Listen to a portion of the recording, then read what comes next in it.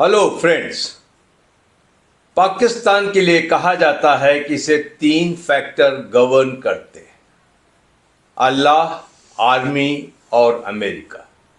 आजकल पाकिस्तान फिर से सुर्खियों में है, चाहे भारत पाकिस्तान के संबंध हो या पाकिस्तान की अमेरिका के साथ बढ़ती नज़दीकियां हो या पाकिस्तान के अफगानिस्तान के साथ खराब होते हालात हों। आज इसी बात पर चर्चा करेंगे और हमारे साथ हैं डॉक्टर तेज टिक्कू, पाकिस्तान, टेररिज्म और कश्मीर मामलों के अच्छे जानकार हैं और आपने इन्हें कई पैनल्स पे, कई प्लेटफॉर्म्स पर जरूर देखा होगा। सर, आपका स्वागत है और मैं चाहूँगा कि आप आज इस विषय पे बात करें कि पाकिस्तान को कौन चला रहा है। थैंक यू उत्कर्ष जी, बहुत बहुत धन्यवाद आपके साथ दोबारा जुड़ने का आपकी चैनल के ऊपर। आजकल पाकिस्तान सुर्खियों में है और ख़ासकर जो पाकिस्तान के अंदर और उनके बैरूनी हालात हैं जिनमें पाकिस्तान आजकल मुलविज़ है। हमारे नेबरहुड में जो भी होता है, ख़ासकर जो पाकिस्तान में होता है, आपको मालूम है इसकी भारत के लिए कितनी इम्प्लिकेशंस होती है। जी हाँ। तो आपका प्रश्न जो है बिल्कुल जायज़ है और मैं अपने जो मेरे विचार हैं इसके बारे में मैं आपके सामने रखूँगा। सर देखिए, ये पहले से ही नॉट अटकने, ये एक फैक्ट है, ट्रूइज़म है ये कि पाकिस्तान को 3 एज चलाते हैं। 3 इक्के as Allah army and America. जी हाँ। ऐसा नहीं है कि तीनों के पावर्स या उनका इन्फ्लुएंस पाकिस्तान के ऊपर इक्वली डिवाइडेड है। ओके। या सबको अपना क्षेत्र मालूम है कि मुझे किस क्षेत्र में काम करना है, ऐसा नहीं है। जी हाँ। 3 एज जो हैं, ये इनकी जो प्रायोरिटी है पाकिस्तान के अंदर या उनका जो इन्फ्लुएंस है पाकिस्तान की पॉलिसी के ऊपर, ये बदलता जा रहा है। ये इंटरचेंजेबल पोजीशंस हैं। जी हाँ, हमने देखा है, समय के साथ देखा है कि एक से दूसरा फैक्टर हावी होता जाता है। जी हाँ। पहले हम बात करेंगे कि ये है क्या, ये पाकिस्तान इस स्टेज पर क्यों पहुंचा, दुनिया उनको ऐसे क्यों कहती है। ओके। मैं संक्षिप्त में बताऊंगा बिकॉज बहुत लंबा सब्जेक्ट है ये। देखिए, जब पाकिस्तान बना, जी हाँ, पाकिस्तान बना क्यों, पाकिस्तान को किसने बनाया और वो कौन से लोग थे जिन्होंने पाकिस्तान को बनाया। 1940 तक आपको मालूम है पाकिस्तान रेजोल्यूशन था ही नहीं कहीं पर। जी हाँ। और 47 में पाकिस्तान बन गया। इसके पीछे कई कारण थे। सबसे 2-3 कारण जो मेरी नज़र में है, मेरी असेसमेंट के मुताबिक सबसे बड़ा कारण जो था, बड़ा नहीं मैं कहता हूँ, कारण बड़े कारणों में से 3-4 मैं बताता हूँ आपको। सबसे पहले ये था कि यूके जब सेकेंड वर्ल्ड वॉर के बाद इतना कमज़ोर हो गया और उसको अपनी जितना एम्पायर था वाइंड अप करना पड़ा उसको। और आपको मालूम है ब्रिटेन के क्राउन में एक ज्वेल था इंडिया। ये सबसे बड़ी कॉलोनी थी, सबसे बड़ा रिसोर्सफुल नेशन था, सबसे बड़ा कंट्रीब्यूटर था नॉट ओनली इंग्लैंड की तरक्की में, उनकी प्रोग्रेस में, but also second world war को फाइट करने में। Absolutely sir. 2 million Indian soldiers लड़े सेकेंड वर्ल्ड वॉर में। जी हाँ। फर्स्ट वर्ल्ड वॉर में 1 मिलियन और सेकेंड वर्ल्ड वॉर में 2 पॉइंट कुछ मिलियन, मतलब 20 लाख से ऊपर। जी हाँ। और हमारी कैजुअलिटी सेकेंड वर्ल्ड वॉर में 1 लाख डेड सोल्जर्स। जी हाँ। So we leave it at that. Point ये है, जब आपको अपना माइंड उस समय लेना पड़ेगा। हम तो अब हाइंडसाइट में बात करते हैं, हमको दिख रहा क्या हुआ, लेकिन तब जब ये पॉलिसीज बन रही थी तब आप फ्यूचर को विजुलाइज कर सकते थे। जी हाँ। लेकिन वो दैट वाज विजुलाइजेशन। आप यू आर नॉट श्योर मतलब ऐसे होगा कि नहीं, आप अटकने लगा रहे हैं कि आप ये होगा उसके बाद ये होगा, based on contemporary realities. Contemporary realities क्या थी?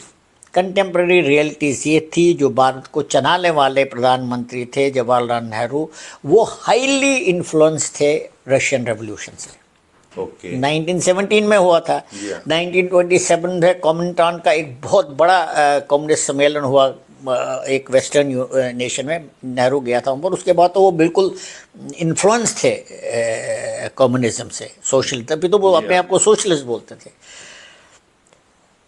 तो उस समय के बाद जैसे जैसे नेहरू गांधी का इन्फ्लुएंस भारत की इंडिपेंडेंस मूवमेंट में बढ़ गया, तो इंग्लैंड को ये लगा कि भाई हम इतना बड़ा क्षेत्र छोड़कर जा रहे हैं तो हमारे इंटरेस्ट कौन इधर प्रोटेक्ट करेगा, ये डर उनको सताया जा रहा था। जी हाँ। पहली बात। दूसरी बात, तो पहला ये था मतलब कि वो अपने आप को, अपने इंटरेस्ट को जवाहरलाल नेहरू लेड कांग्रेस को हैंडओवर नहीं करना चाहते थे, बिकॉज वो श्योर नहीं थे ये हमारे इंटरेस्ट को देखेगा या नहीं देखेगा। जी हाँ। उनके इंटरेस्ट क्या थे? उनके इंटरेस्ट ये थे कि भाई आपको मालूम है, जब हम आगे आगे बढ़ते गए तो कम्युनिस्ट रेवोल्यूशन चाइना में भी ग्रो हो रहा था, रशिया में तो ऑलरेडी सक्सेसफुल, सोवियत यूनियन तो पूरा गया था, कम्युनिस्ट बन गया था, लेकिन चाइना में भी ग्रो हो रहा था माओ ज़ेडुंग का लॉन्ग मार्च। जी हाँ। तो उन्होंने ये सोचा कि भाई अगर चाइना और रशिया हाथ मिलाता है, सोवियत यूनियन हाथ मिलाता है, तो हमारा जो एम्पायर के जो बाकी स्ट्रेटजिक इंटरेस्ट हैं फ्यूचर में, सेकेंड वर्ल्ड वॉर ख़त्म होने के बाद, तो हमारे को तो ज़बरदस्त थ्रेट होगा। तो ये दूसरी प्रॉब्लम थी। तो क्या हम कंप्लीट इस एरिया को नेहरू को हैंड ओवर कर सकते हैं? तो वहाँ पर काफ़ी सारी असेसमेंट हुई, कई सारे पेपर, जनरल वेबल ने पेपर लिखा, ऑकेनलेक ने पेपर, ये सब गवर्नर जनरल थे यहाँ के। उनका जो उनके जानकार थे, जो विशेषज्ञ थे लंदन में भी और दिल्ली में भी, तो उन्होंने बोला भाई ये तो बड़ा मुश्किल है, हमारे ब्रिटिश इंटरेस्ट को अगर कोई प्रोटेक्ट कर सकता है, वो नेहरू नहीं प्रोटेक्ट सकता, कोई और प्रोटेक्ट कर सकता है। लेकिन उस टाइम जो था, जिन्ना एक बहुत बड़ा मुस्लिम लीग का लीडर था, लेकिन पाकिस्तान का कॉन्सेप्ट नहीं आया था। हालांकि अंडरकरंट्स तो थी, अंडरकरंट्स तो इकबाल के टाइम से थी, अलीगढ़ मुस्लिम यू लीग के टाइम से थी। कई सारे जैसे वेस्ट पार्टीशन हुआ था बंगाल का 1905 में, तब से चल रहा था, बट उस सेंटिमेंट को एक पॉलिटिकल रूप नहीं दिया गया। जी हाँ। अब इनको मिल गया जिन्ना। जी हाँ। और जिन्ना तो अपोज टू कांग्रेस ही था वो, लेकिन बाद में वो इनके अगेंस्ट हो गया, वो ब्रिलियंट लॉयर था। तो इन्होंने पूरे अपने अंडे जो हैं इसकी बास्केट में डाल दिए, जिन्ना साहब की बास्केट में। ओके। कि ये हमारा काम कर सकता। और जिन्ना इज़ ऑन रिकॉर्ड, कई बार वो इनसे मिला तो उन्होंने बोला कि हम आपके इंटरेस्ट प्रोटेक्ट करेंगे, आप हमारी मदद करो। इसीलिए जिन्ना को इंग्लैंड से वापस लाया गया। वो 2 साल से रह रहे थे, पॉलिटिक्स छोड़ दिया था 30s में, और उसको बढ़ाना शुरू कर दिया। अब इसमें सबसे बड़ी जो मैं मानता हूँ, जो 1-2 गलतियाँ कांग्रेस ने करी। जी। हालांकि मेरे से शायद कोई सहमत नहीं होगा, लेकिन ये मेरा अपना विचार है। जो क्विट इंडिया मूवमेंट थी 1942 जुलाई में, वो गलत थी। क्विट इंडिया मूवमेंट का सेंटिमेंट ठीक था, लेकिन समय ठीक नहीं था।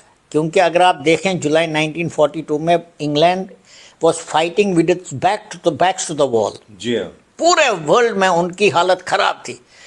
जर्मनी रशिया में घुस चुका था, अफ्रीका में इंग्लैंड को मार पड़ रही थी, सिंगापुर चला गया था, पैसिफिक में बहुत प्रॉब्लम हो रही थी, अमेरिका तो युद्ध में आया था, लेकिन उसका प्रभाव इतना ज़्यादा नहीं था। कांग्रेस ने अपनी गुडविल जो है उस वक्त खो दी कि इंग्लैंड देख रहा था कि एक तरीके से quit India movement back stabbing थी, और उन्होंने फैसला किया कि अब हम कांग्रेस के ऊपर विश्वास नहीं करेंगे, हमें कोई चाहिए।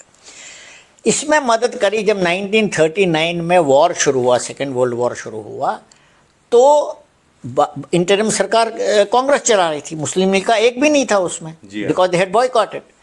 तो उन्होंने, गांधी ने बोला कि भाई आपने सेकेंड वर्ल्ड वॉर तो ज्वाइन कर लिया, उसमें हमारे इतने लाखों जवान भाग ले रहे हैं, लेकिन आपने हमसे नहीं पूछा, इसलिए हम रिज़ाइन कर रहे हैं। तो उन्होंने सेंट्रल गवर्नमेंट से, स्टेट गवर्नमेंट से रिज़ाइन कर दिया। वहाँ वैक्यूम हो गया जो जिन्ना ने भर लिया। अब जिन्ना के पास पॉलिटिकल पावर था, बैकिंग एक सुपर पावर की थी, who was ruling India, and Nehru was not being trusted by the British, thinking that he is more he is inclined towards communism. इन वजह से पाकिस्तान बन गया। इसीलिए पाकिस्तान की लीडरशिप क्या थी और पाकिस्तान कहाँ बना? पाकिस्तान बना north west frontier province, Punjab, Sindh और बलूचिस्तान। बलूचिस्तान को तो छोड़ दीजिए, नॉर्थ वेस्ट फ्रंटियर प्रोविंस में कांग्रेस रूल कर रही थी जी। पंजाब में यूनियनिस्ट रूल कर रहे थे। Unionist was a coalition of Hindus, Muslim, Sikhs and everybody else, there was no Muslim League. जी। Sindh was also ruled by non Muslim League. जो पाकिस्तान को जो बनाया वो उन लोगों ने बनाया जो यूपी, बिहार और वेस्ट बंगाल उन दोनों एक ही ईस्ट पाकिस्तान, जो ईस्ट पाकिस्तान है वो पूरा बंगाल ही था, वहाँ के लोगों ने बनाया। और बना उस जगह जहाँ पर मुस्लिम लीग का सपोर्ट नहीं था, लेकिन आहिस्ता आहिस्ता खासकर जब डायरेक्ट एक्शन डे हुआ बंगाल में, कलकत्ता में, उसके बाद उन्होंने तो मार ताड़ शुरू कर दी और ब्रिटिश ने हेल्प किया उनको। इस वजह से वो पाकिस्तान बना। लेकिन पाकिस्तान जब इंडिपेंडेंट हुआ तो आपको लीडरशिप चाहिए ना।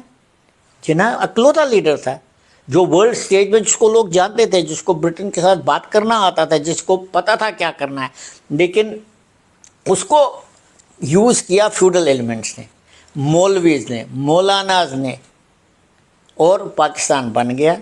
और पाकिस्तान की मैं मानता हूँ कि जिस दिन पाकिस्तान बना उसके 10-12 दिनों में ही जिन्ना तो बहुत बीमार था, बहुत बीमार था। वो हिल स्टेशन में जाता था, रावलपिंडी जाता था, कहीं और चला जाता था, और फिर वो 10 महीने में उनकी डेथ हो गई, मर गए। लीडरशिप कोई नहीं थी। पाकिस्तान के अंदर जो ब्यूरोक्रेसी के हिस्से हुए थे उनमें से कुछ ब्राइट लोग थे जी हाँ। जफ़रुल्लाह खान थे, या वो थे जो प्रेसिडेंट बाद में बन गए, मुझे नाम याद नहीं आ रहा है, वो थे, कोई ब्राइट ब्यूरोक्रेट्स थे। लेकिन उनका जो सबसे पावरफुल इंस्टीट्यूशन था इंडिपेंडेंस के टाइम में वो था उनकी आर्मी। ओके। क्योंकि एक चीज़ हमें देखिए, जब डिवीज़न हर एक एसेट का हुआ ना, सबसे ज़्यादा जो उनको मिला वो थी आर्मी, क्योंकि आर्मी 2 मिलियन से भी ज़्यादा थी जब वो सेकेंड वर्ल्ड वॉर ख़त्म हुआ। 1945 में ख़त्म हुआ, 46 के बाद पार्टीशन होना शुरू कर दिया। उन्होंने डिमोबिलाइज तो इंग्लैंड ने करी, लेकिन तब भी काफ़ी मुस्लिम पाकिस्तान आर्मी में थे, क्योंकि ब्रिटिश इंडियन आर्मी में पठान, सूडान, पंजाबी मुसलमान, इनका बड़ा दबदबा, बलोचीज़, तो ये पाकिस्तान की तरफ चले गए। तो स्ट्रॉन्गेस्ट इंस्टीट्यूशन वो था। जो मिलिट्री लीडरशिप थी वो भी बहुत ब्रिटिश इंडियन सोल्जर्स थे, तो थोड़ा उनका दबदबा भी था।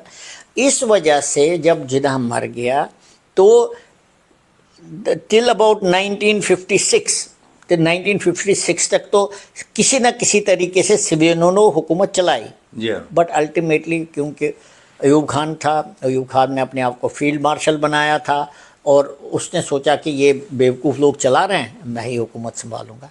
उस दिन के बाद अब तक आर्मी हमेशा वहाँ पर हावी रही है। वो सिविलियन हुकूमत हो, वो तो बहुत कम रही है, या हाइब्रिड हो, जो आजकल आसिफ डिफेंस मिनिस्टर ने बोला।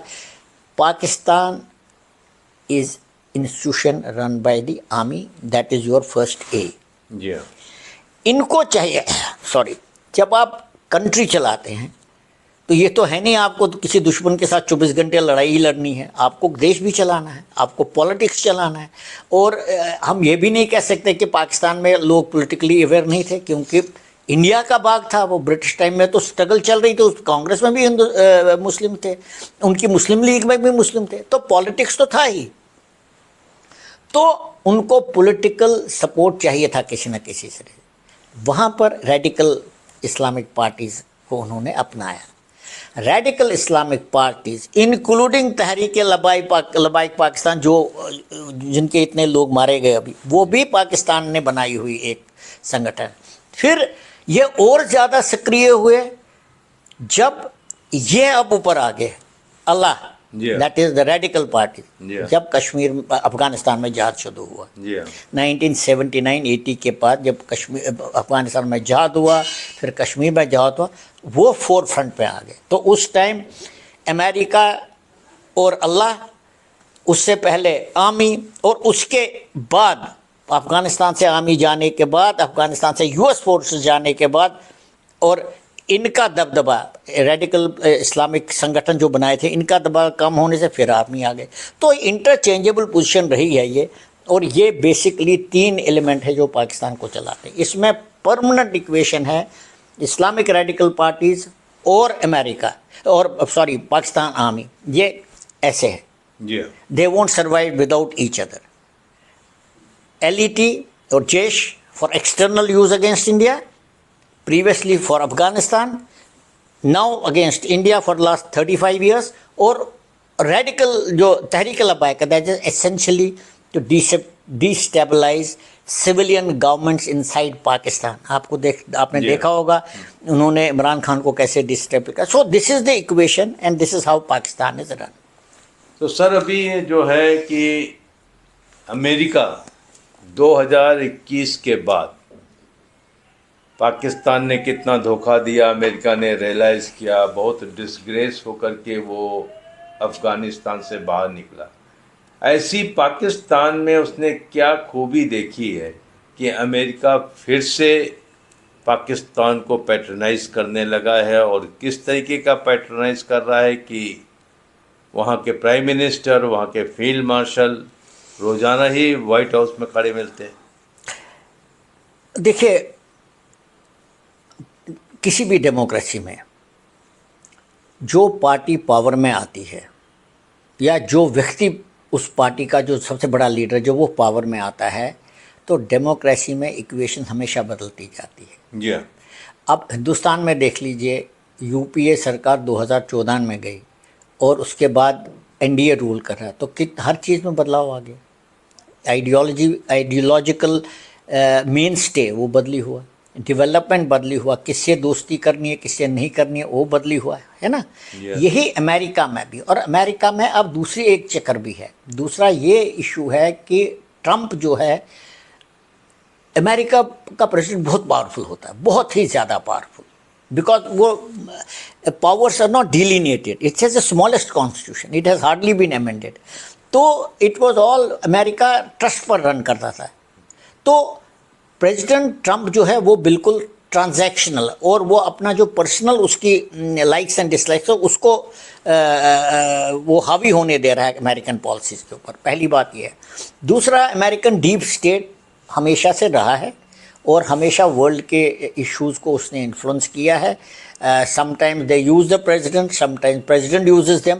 बट आजकल के युग में आप अगर मेरे से पूछेंगे, जिस व्यक्ति ने पहले टर्म में बोला कि दे आर डिसीटफुल, उसने ये वर्ड इस्तेमाल किया पाकिस्तान के, they have taken some $30 billion in the last 20 years and 15 years, or they have made a fool of us.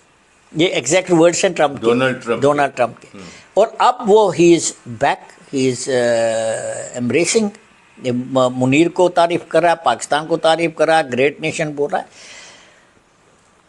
ये है कि ट्रम्प ट्रांजैक्शनल है, उसको जहाँ फ़ायदा लगता है तो वो उसके पास चला जाता है। लेकिन इसके और भी कारण, जो स्ट्रेटेजिक कारण है, जो वो अपनी बातों के पीछे छुपा रहा है। आप गाज़ा में देखिए क्या हो रहा है। अमेरिका के बेसिक क्या इश्यूज़ हैं, सबसे बड़ा फॉरेन पॉलिसी इशू क्या है उनके लिए, वो है अरब वर्ल्ड और इजराइल। जी हाँ। अरब वर्ल्ड इजराइल को वो चाहते हैं कि वो अपनी एनिमिटी दूर करें और मिल जाएं अगेंस्ट ईरान। जी हाँ। ईरान उनका डिक्लेयर्ड एनिमी है।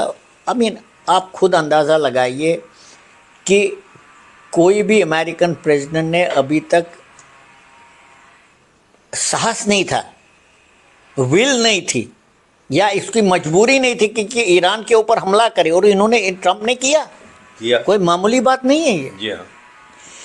सो ईरान को आइसोलेट करने के लिए वो उन लोगों का इस्तेमाल कर रहे हैं जो खुद चाहते हैं कि ईरान ताकतवर न हो, बिकॉज ईरान इनके लिए भी थ्रेट है। जो सुन्नी अरबिक देश हैं या मुस्लिम पूरा देश हैं, इंटायर मिडिल ईस्ट दिल से तो नहीं चाहते। दिल से तो नहीं चाहते, दे नेवर वांटेड इट। जी हाँ। उनके लिए तो ईरान थ्रेट है, हिजबुल्ला उनके लिए थ्रेट है, हमास उनके लिए थ्रेट है, ईरान उनके लिए है, हुतीज उनके लिए थ्रेट है। जी हाँ। तो हालांकि वो ओपनली बोल नहीं सकते बिकॉज उम्मा में नाराजगी हो जाएगी। जी हाँ। सो इसको यूज करने के लिए, अब इसको अगर यूज करना है, मुस्लिम देशों को ही यूज करना है, तो अब मुस्लिम देश में कौन है सबसे ज्यादा ताकतवर? ये 4-5 ही है। जी हाँ। टर्की है, पाकिस्तान है। पाकिस्तान इसलिए क्योंकि Pakistan has the strongest army Turkey को छोड़ के, then it is a nuclear power. जी हाँ। And Pakistan borders Iran, that is most important. तो आपको Pakistan, Iran, Saudi Arabia, Indonesia, Malaysia, ये लोगों का तो आपको साथ चाहिए ही। अगर आप कुछ भी करना चाहते हो तो आप पाकिस्तान को आपने खुश करना है। चलिए तो, सर, यहाँ तक आपकी बात समझ में आती है कि अभी तीनों फैक्टर एक्टिव हैं, अल्लाह, अमेरिका और आर्मी। लेकिन पाकिस्तान किस तरीके से चाइना के साथ डील कर रहा है? चाइना को, मैं जाहिर सी बात है कि चाइना को अमेरिका का आना इतना अखर रहा होगा। पाकिस्तान खुलेआम चाहे अमेरिका के साथ हॉबनॉब कर रहा है, उसको कैसे डील कर रहा है? देखिए, ये एक बहुत कॉम्प्लिकेटेड क्वेश्चन है, क्योंकि कॉम्प्लिकेटेड इसलिए है कि हमें नहीं भूलना चाहिए कि कई सालों से पाकिस्तान चाइना की गोद में बैठा था। जी हाँ। खासकर ट्रंप के पहले टेन्योर तक, और इक्वेशन बिल्कुल एंटी अमेरिकन थी। जी हाँ। कोई आपस में there was hardly any contact between America and Pakistan, because they thought कि ये एक टेरर स्टेट है। उन्होंने बोला भी, उनके थिंक टैंक्स ने बोला, डीप स्टेट ने बोला, कुछ भी नहीं हो रहा था। इस दौरान पाकिस्तान जो है चाइना की गोद में बैठ गया। चाइना ने सीपेक बनाया, वन रोड बल्क बेल्ट, जो भी OBOR जो है उनका, कोई तो कह रहा है $52 बिलियन, कोई कह रहा है $62 बिलियन उन्होंने इन्वेस्ट किया सीपेक में। और चाइना ने पाकिस्तान के लिए पाकिस्तान एक इलेक्ट्रिसिटी डेफिशिएंट नेशन था, इलेक्ट्रिसिटी का, जी हाँ, पूरा इलेक्ट्रिसिटी चाइना ने दिया उधर। और CPEC it's a big project. अब चाइना और पाकिस्तान की इक्वेशन, मुझे लगता है क्योंकि चाइना इतना आगे बढ़ गया है पाकिस्तान को एम्ब्रेस करने में, पाकिस्तान को अपने दायरे में करने, उसको समझ में नहीं आता अब मैं कैसे डील करूं पाकिस्तान के साथ। क्योंकि जब भी वो कोई हरकत पाकिस्तान के बरखिलाफ करेगा, पाकिस्तान और अमेरिका के खीमे में जाएगा। जो पाकिस्तान ने सिचुएशन एक्सप्लॉइट करी थी जब अमेरिका उनके साथ अगेंस्ट हो गया, एब्सोल्युटली यही तो हो रहा था। अमेरिका उनके अगेंस्ट जैसे जैसे होता था, वो ज़्यादा से ज़्यादा चाइना के पास चले गए। क्योंकि पाकिस्तान की जो एक बहुत बड़ी स्ट्रेंथ है, that is their strategic location. जी हाँ। पोर्ट है उनके पास, एक नहीं, 1-2 पोर्ट से, कराची तो खैर है ही मेन। वो प्रोवाइड कर रहे हैं link to central Asia and even to Afghanistan, because they are all landlocked and they are Muslim nations. तो पाकिस्तान, इनफैक्ट जनरल मुशर्रफ ने एक बार कहा भी कि अगर हमारे पास स्ट्रेटजिक जो लोकेशन हमारी है, हम क्या कर सकते हैं, हम तो यूज़ करेंगे इसको। और यही एक कारण था पाकिस्तान बना, अंग्रेजों ने बनाया इसीलिए बनाया था कि कम्युनिज्म का जो फैलाव है साउथ एशिया में आने से रोका जा सके, और यही रोक सकता है north west Pakistan, north west undivided India. So they made Pakistan. In fact जो कश्मीर में ट्रूस हुआ, हमने पूरा POK लिया नहीं, उसमें भी अंग्रेजों का हाथ था। वो नहीं चाहते थे कि हम पाकिस्तान को जाए। हाँ, गिलगित और Muzaffarabad, because if you reach Muzaffarabad you are looking down main Punjab. जी हाँ। तो जिस वजह से, जिन कारणों से पाकिस्तान बना, वही कारण आज यूज कर रहा है अमेरिका और चाइना।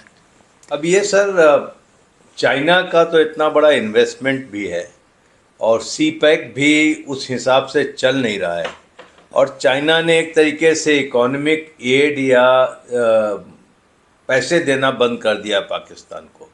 तो ये पाकिस्तान और अमेरिका की बढ़ती नज़दीकियां कहीं इसलिए तो नहीं है कि IMF से लोन लेने में आसानी हो, IMF से ट्रांस लेने में आसानी हो या कुछ और एड मिलने से आसानी हो जिससे वो चाइना का कर्ज दे सकें?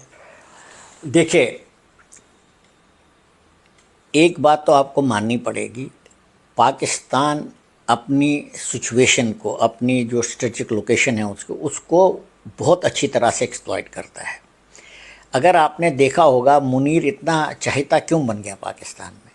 अभी उन्होंने जो बगराम एयरपोर्ट में जो ब्लास्ट हुआ था, जब अमेरिकन ट्रूप्स विड्रॉ कर रहे थे, जी हाँ। तो वहाँ 13 US सोल्जर्स मारे गए व्हेन दे वर लीविंग। जी हाँ। हैं? उसमें जो शामिल था, जिसने कराया था, वो जिसको मारने के लिए अमेरिका ने एक ड्रोन अटैक कर दिया था काबुल के ऊपर, लेकिन वहाँ एक फैमिली मरी, वो नहीं मरा। आपको याद होगा, फिर उनको काफ़ी सारा कंपनसेशन दिया गया। उस अटैक में जो इन्वॉल्व था टेररिस्ट, उसको पाकिस्तान ने पकड़ा और उसको हैंडओवर किया सेंट्रल कमांड को। और मुनीर ने सेंट्रल कमांड चीफ को फ़ोन किया, बोला अपने प्रेसिडेंट को बताओ हमने इसको पकड़ लिया। उस दिन से वो उनके गुलाम बन गए और सेंट्रल कमांड का जो जियोसिन-सी था उसको आकर पाकिस्तान के हाईएस्ट अवार्ड से नवाजा गया। तो पाकिस्तान हमेशा ही इसको, ओसामा बिन लादेन को यूज़ किया, मिलियंस ऑफ डॉलर्स तो अमेरिका ने डिस्ट्रीब्यूट किए टॉप जनरल्स को और पॉलिटिशियंस को, उसको दे दो। तो पाकिस्तान हमेशा इस्तेमाल कर रहा है अपनी जो काबिलियत है उसकी, खासकर the control over the unstable border between Pakistan and Afghanistan, to get hold of these people, hand them over to America and get something money. This is totally transactional. यहाँ तक पाकिस्तान का जो कॉन्फिडेंस था कि अफ़गानिस्तान उसका बैकयार्ड है, ये एकदम से ये मिथ टूटता हुआ नज़र आ रहा है। अगर पिछले हफ्ते की घटनाओं को आप देखें, जहाँ कि अफ़गानिस्तान ने इनको बहुत करारा जवाब दिया और हालात ये हो गए कि सऊदी अरेबिया और कतर को बीच में आना पड़ा, तो एक छोटा सा सीज़ फायर हुआ है। कहा जा रहा था कि शहबाज शरीफ और आसिम मुनीर को ये काम दिया है अमेरिका ने कि वो बगराम एयरपोर्ट जो एयरबेस है वो अफ़गानिस्तान से लेने में मदद करेंगे। तो वो कहाँ तक सही है? ये 100% सही है मेरी असेसमेंट के मुताबिक, क्योंकि अमेरिका को बगराम एयरफील्ड चाहिए। America does not forget. America जिस प्रकार से वहाँ से निकला वो डीप स्टेट को अच्छा नहीं लगा। वो that was ignominious retreat from Kabul, बहुत बेइज्जती वाली बात थी। और अमेरिका भूलता नहीं है ये सब चीज़ें, तो क्यों डीप स्टेट काम करता रहता है, प्रेसिडेंट कोई भी हो। तो उनको बगराम एयरफील्ड चाहिए। उसके लिए वह अफ़गानिस्तान को डिस्टेबलाइज करेंगे, डिस्टेबलाइज करने में पाकिस्तान उनकी मदद करेगा और बाद में एक मौका आएगा अमेरिका को दोबारा से बगराम लेने का। ये लॉन्ग टर्म पॉलिसी है। इस वजह से एक तो ये रीज़न है। दूसरा रीज़न ये है, सबको मालूम है कि पाकिस्तान हमेशा से अफ़गानिस्तान को यूज़ करना चाहता है फॉर स्ट्रेटेजिक डेप्थ और इट्स बैकयार्ड। ये तो सबको मालूम। एब्सोल्युटली। लेकिन ये तो ठीक है तब तक जब तक तालिबान एक आतंकवादी संगठन था और पाकिस्तान उनकी मदद कर रहा था, रूल नहीं करते। लेकिन एक बार वो पाकिस्तान के रूलर बन गए, अफगानिस्तान के रूलर जब बन गए, अब उनकी रिस्पॉन्सिबिलिटी तो देश को बचाना है ना, देश की संप्रभुता को बचाना है ना, देश की इंटेग्रिटी, सोवरेनिटी, इंटरेस्ट बचाना है ना। तो उसमें पाकिस्तान कहाँ आता है? अभी तालिबान पाकिस्तान के हाथ की कठपुतली नहीं रहा, नहीं रह सकता। जी हाँ। क्योंकि जब तक वो ऑटोनोमस एक टेररिस्ट ग्रुप था आप उनको यूज़ कर सकते थे, लेकिन तालिबान जब हुकूमत में आए उनको देश चलाना है। ये मैं आपको देख के बात बताता हूँ, भारत और अफ़गानिस्तान की रिलेशन ख़राब क्यों नहीं हुई और कब से नहीं है ये ख़राब।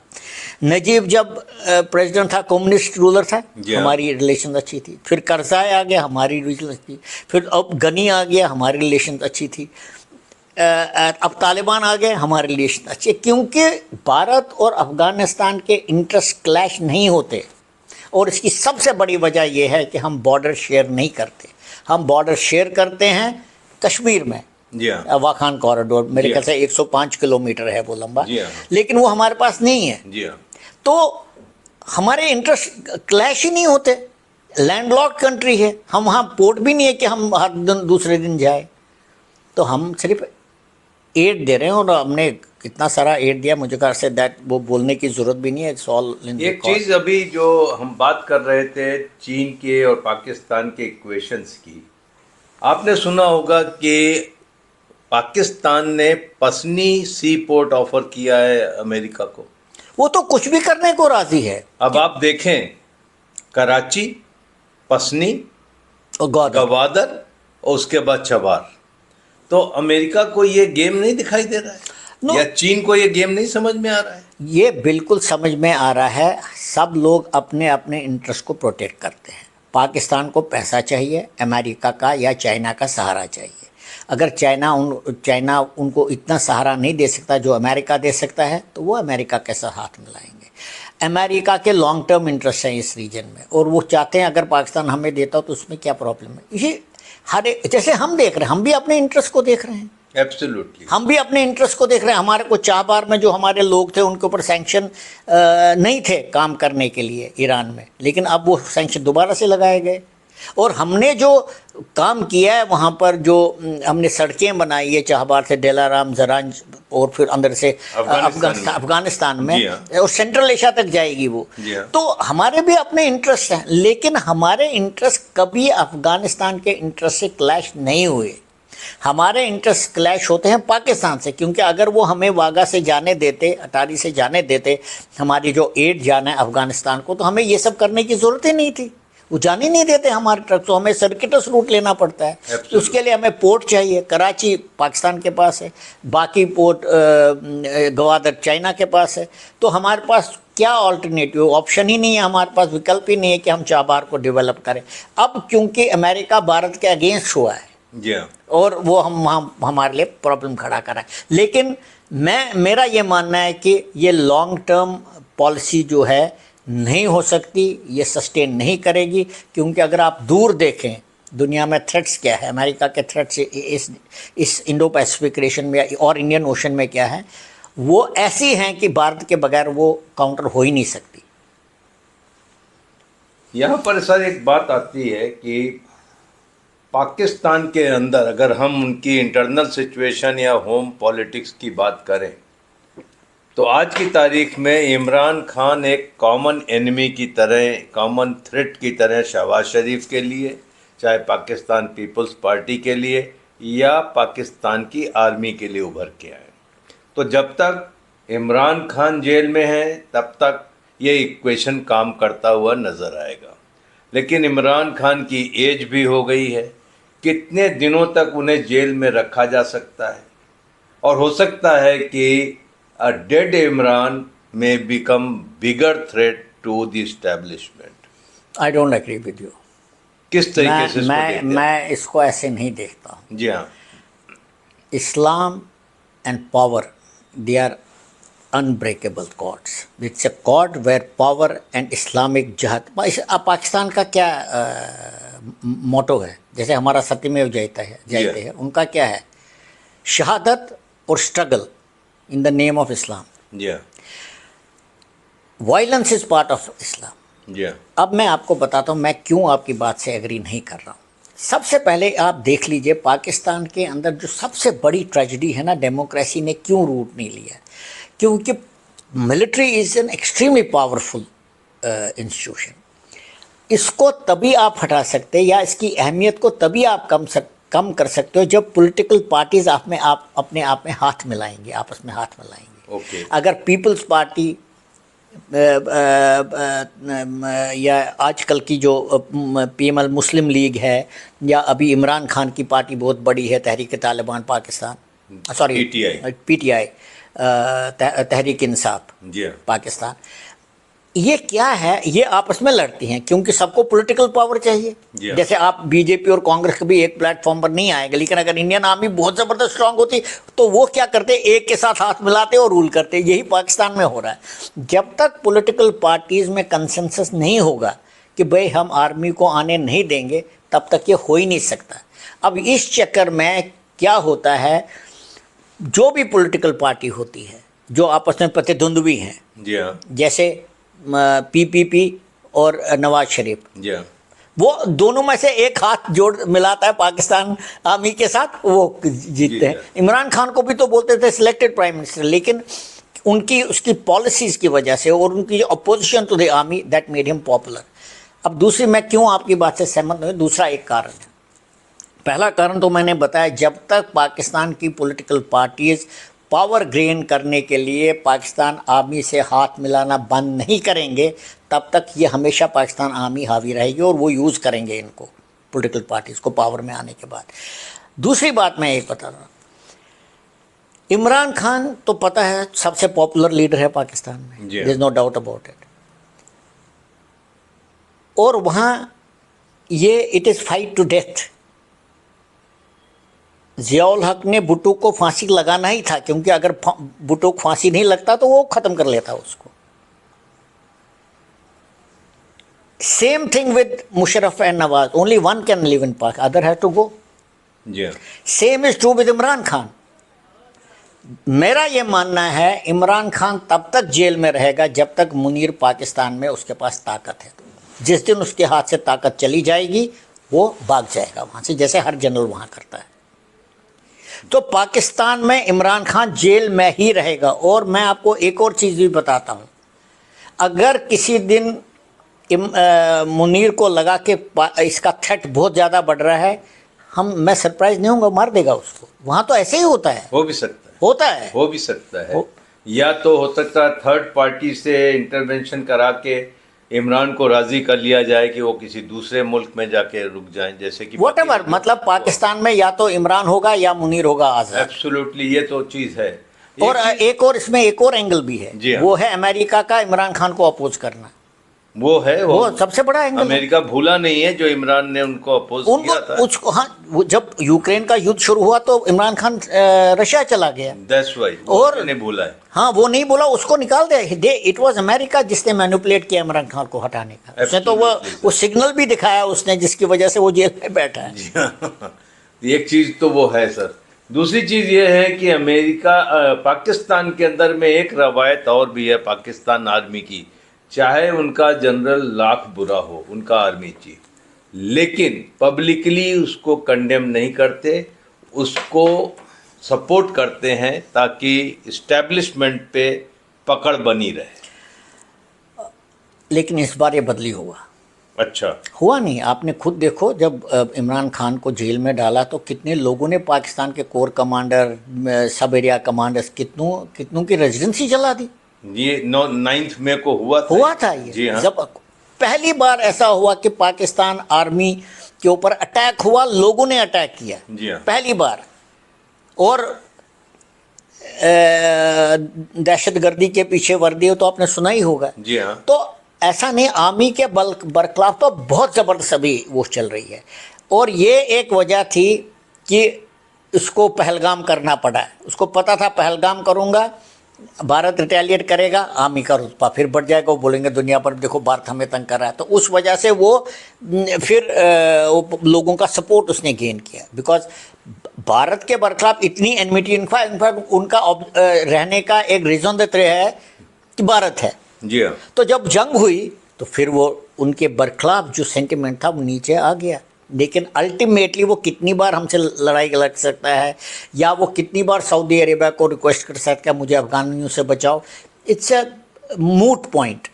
द पॉइंट इज़ दिस, ऐसा नहीं है कि पहले की तरफ आर्मी के प्रति जो सिंपैथी होती थी या प्यार होता था वो वैसा ही है। नो, अब आर्मी के बरखलाफ बोला जाता है, लेकिन लोग क्या करेंगे? तो उनके पास ताकत कहाँ है? उनको जेल में ठोस दिया जाता है, मार दिया जाता है। तो ये पाकिस्तान का जो है ये चलता रहेगा। और मैं मानता हूँ कि जब तक अमेरिका पाकिस्तान को हेल्प करता रहेगा, और जब तक, अब आसिम मुनीर की एक और समस्या, वो तो मदरसा प्रोडक्ट है। जी हाँ। आपने देखा वो किस तरीके के लेक्चर करता है, 24 घंटे कुरान कोट करता रहता है, और वो कुरान की वो आयत बताता है जो काफिरों का बरखलाफ है। जी हाँ। हमेशा वही बोलेगा वो, कोई और चीज़ें, अच्छी चीज़ें नहीं बोलेगा। सो पाकिस्तान ऐसा ही चलता रहेगा। और पाकिस्तान तब तक रहेगा जब तक चाइना और अमेरिकन वेस्टर्न अलाइज ये सोचते नहीं कि यार ये टेरर स्टेट है, दुनिया भर में प्रॉब्लम खड़ा करता है, हमारे किसी काम का नहीं है। लेकिन वो होने वाला नहीं है। एक चीज़ अभी रिसेंटली हुई है सर, और हम जानना चाहेंगे आपके व्यूज़। पाकिस्तान और सऊदी अरेबिया ने out of nowhere mutual defence pact कर दिया, और म्यूचुअल डिफेंस पैक्ट में कहा जा रहा है कि तुम्हारा दुश्मन हमारा दुश्मन, हमारा दुश्मन तुम्हारा दुश्मन। तो इसको किस तरीके से भारत देखता है?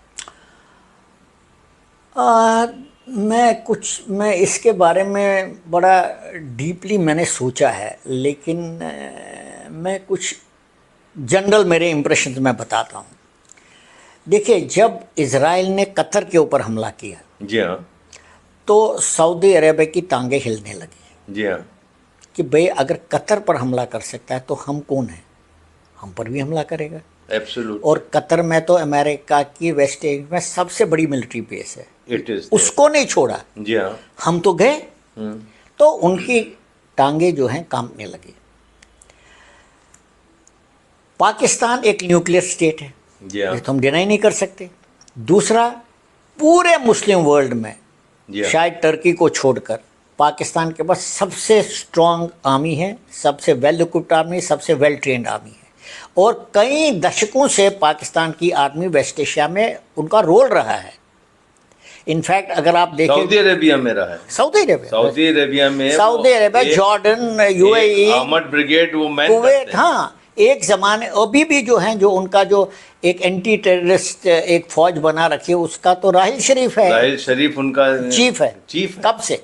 बहुत दिन से, कई साल, जब से वो रिटायर हुआ, जब रिटायर हुए तब से। जी हाँ। सो मेरा ये मानना है कि ये सऊदी अरेबिया ने इंश्योरेंस खरीदा, जी हाँ, कि उनके अगेंस्ट ईरान, क्योंकि ईरान भी बहुत उनको नहीं छोड़ने वाला। एक तो प्रॉब्लम्स है कि मक्का मदीना वहाँ है, और दूसरा शिया सुन्नी का तो झगड़ा सिविलाइजेशनल है। उनको ये भी खतरा कि वो हमें नहीं छोड़ेगा। अगर भाई एक बार न्यूक्लियर वेपन आ गया, वो हमें नहीं छोड़ेगा। तो उसको न्यूक्लियर अम्ब्रेला चाहिए, और वो एक और सुन्नी स्टेट ही दे सकता है, शिया स्टेट तो दे नहीं सकता। पाकिस्तान को पैसा चाहिए, और बिलियंस ऑफ डॉलर्स वहाँ से आए होंगे। तो दोनों का ये एक वो है। अब इसमें भारत कहाँ आ जाता है? सऊदी अरेबिया को भारत की चिंता क्यों पड़ी है? अमेरिका को भारत की चिंता अभी पड़ेगी नहीं, क्योंकि वो तो मोदी के बिल्कुल अगेंस्ट हो गया, ट्रम्प। जी हाँ। क्योंकि हम अपनी लाइन पर चलते हैं, हमने कोटो नहीं किया, वी डिडंट कोटो टू हिज विशेस। तो इंडिया सोचेगा ये हमारे अगेंस्ट है, ये इनडायरेक्ट रिजल्ट है उस चीज़ का। लेकिन डायरेक्ट रिजल्ट बेसिकली ये है, सऊदी अरेबिया को पाकिस्तानी आर्मी चाहिए उनको बचाने के लिए, न्यूक्लियर अम्ब्रेला चाहिए इजराइल के बरखिलाफ और ईरान के बरखिलाफ, और पाकिस्तान को पैसा चाहिए। तो दोनों का आपस में गठजोड़ हो गया। और अभी हम कह रहे हैं कि सऊदी अरेबिया के अगर पाकिस्तान के ऊपर कोई हमला करता है तो सऊदी अरेबिया मानेगा ये हम पर भी हमला है, यही है ना ट्रीटी में लिखा हुआ। तो अभी अफगानिस्तान ने हमला किया तो क्यों सऊदी अरेबिया नहीं आया? एब्सोल्युटली भैया हमला तो ना पाकिस्तान ने मिसाइल दागे, कोई मामूली बात है क्या? काबुल के ऊपर उनके कितने 200 आप बता रहे थे, इस TLP ने कितने मारे, या इस ये जो फ्लेयर अप होगा बॉर्डर फ्लेयर अप, इसमें कितने मरे? तो कहाँ था सऊदी अरेबिया? तो पॉइंट ये है, कुछ चीज़ें दिखाने के लिए होती है। और हाँ, ये मैं ज़रूर कह सकता हूँ, अगर पाकिस्तान और भारत के बीच में युद्ध होता है, अगर पाकिस्तान सऊदी अरेबिया क्या दे सकता है? पाकिस्तान क्या दे सकता है? एयरक्राफ्ट हैं कुछ उनके पास, जी हाँ, वो दे सकता है। लेकिन अगर सऊदी अरेबिया एयरक्राफ्ट देगा तो सऊदी अरेबिया भी हमारी जद में आएगा, and we have missiles to deal with them also. So I am sure Saudi Arabia ऐसा नहीं करेगा, because India is heavily invested in West Asia. And मैं एक और चीज़ भी आपको बताता हूँ, क्या ये कोइंसिडेंस था कि पहलगाम हुआ जब हमारा प्राइम मिनिस्टर सऊदी अरेबिया में था? क्या ये कोइंसिडेंस है कि अफ़गानिस्तान का फॉरेन मिनिस्टर यहाँ था और मिसाइल काबुल में डाले जा रहे हैं? ये कोइंसिडेंस नहीं है, ये डेलिब्रेट अटेम्प्ट है पाकिस्तान का। एब्सोल्युटली। इंडिया मुस्लिम वर्ल्ड की रिलेशनशिप ठीक नहीं। Very good observation. So that's how the whole system runs. तो मित्रों, आपने देखा कि पाकिस्तान जितना देखने में सिंपल लगता है, पाकिस्तान की इंटरनल पॉलिटिक्स या डायनेमिक्स इतनी आसान नहीं है। अल्लाह, अमेरिका और आर्मी तीनों हमेशा कोशिश में रहते हैं कि किस तरीके से पाकिस्तान की एक्सटर्नल और इंटरनल डायनेमिक्स को इन्फ्लुएंस किया जाए। बहरहाल पाकिस्तान के लिए कोई खुशखबरी नहीं है। आने वाले दिनों में पाकिस्तान को अल्लाह, अमेरिका और आर्मी रूल करती रहेंगी, जैसा कि होता आया है। Thank you very much sir. Thank you, thanks lot of thank you, God